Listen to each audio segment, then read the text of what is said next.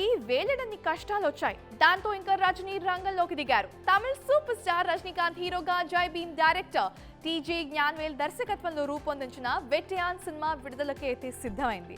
దసరా కానుకగా ప్రేక్షకుల ముందుకి రాబోతున్న ఈ సినిమా ఆడియో విడుదల కార్యక్రమం చెన్నైలో అయితే అంగరంగ వైభవంగా జరిగింది. సినీ ప్రముఖులు హాజరైన ఈ సినిమా వేడుకకి పరిమితి కంటే ఎక్కువ పాస్లు ఇచ్చారనే ఆరోపణలు వినిపిస్తున్నాయి.